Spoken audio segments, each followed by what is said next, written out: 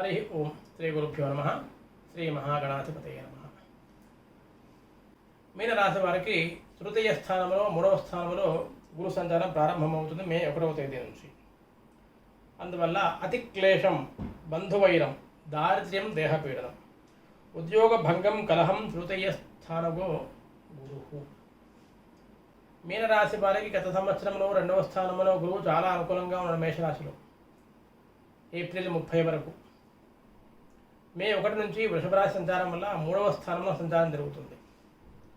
అందువల్ల అతి క్లేశం, కొద్దిగా ఇబ్బందులు కలుగుతాయి.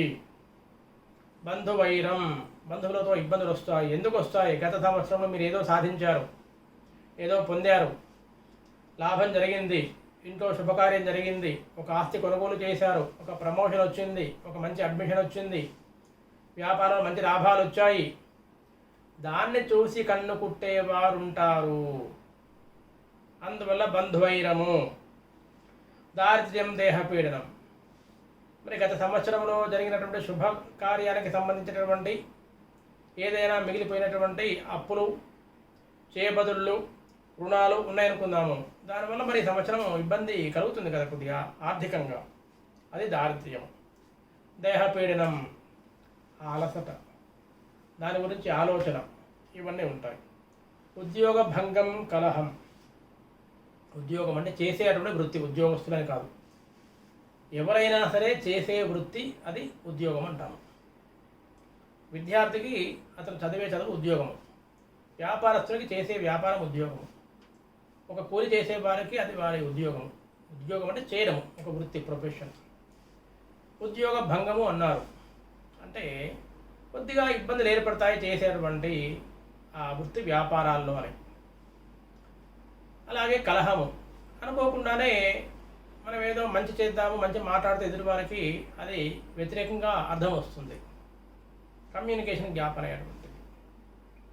అయితే మొత్తం మీద చూస్తే మరి గురువు మీనరాశికి అధిపతి. ఇక్కడ అధిపతి అయినటువంటి గురువు తన రాశి వాడికి ఇటువంటి ఇబ్బందులు కలిగించే ప్రయత్నం ఏమాత్రం ఉండదు. ఇది వేరే రాశికి వర్తిస్తుంది. అంటే 3వ స్థానంలో గురు సంచారం వల్ల ఈ ఫలితాలు ఉంటాయనేది శ్లోకము, శాస్త్రం చెప్పింది. కానీ ఈ ఫలితం ఎవరికి ఉంటుంది? అటు ధనుస్సు రాశి, మీనరాశి కాని వారికి ఫలితం యథాతథంగా యథావిధిగా వర్తిస్తుంది తప్ప మీనరాశి వారికి వర్తించే అవకాశం లేదు. ఎందుకంటే 3వ స్థానంలో సంచారం చేసిన ఆయన మరి తన రాశి వారికి తనంతా తను ఇబ్బంది పెట్టడు. కొద్దిగా సానుకూల్యం ఏర్పాటు చేస్తాడు, అనుకూలం ఏర్పాటు చేస్తాడు. అంటే ఈ చెప్పినటువంటి శ్లోకంలో ఉండే ఇబ్బందులు ఏమి ఉన్నాయో అంత ఇంటెన్సిటీగా ఉండవు, అలా వచ్చిలా పోతాయి.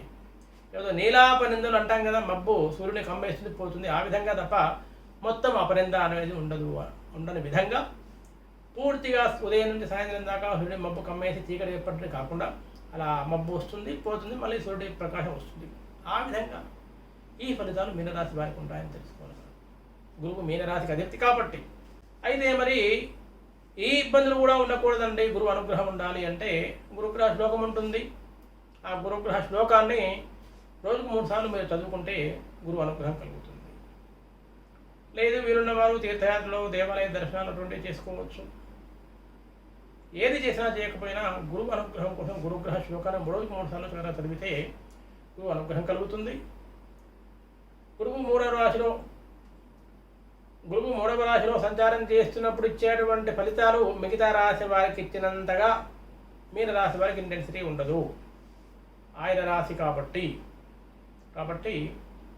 ఆ కొద్దిపాటి ఇంటెన్సిటీని కూడా తగ్గించుకోవడానికి గురువు అనుగ్రహ శ్లోకాన్ని చదువుకోవడం వల్ల గురువు యొక్క సంపూర్ణ అనుకూల ఫలితాలు పొందే అవకాశం ఉంటుంది. కాబట్టి ఆ విధంగా మీనరాశి వారు గురుగ్రహ అనుకూల ఫలితాలను పొందాలని కోరుకుంటూ, మీకు కనుక ఈ వీడియో నచ్చినట్లుంటే అందరికీ షేర్ చేయండి, లైక్ చేయండి, కింద కామెంట్ పెట్టండి, ఛానల్ని సబ్స్క్రైబ్ చేసుకోండి. ధన్యవాదములు.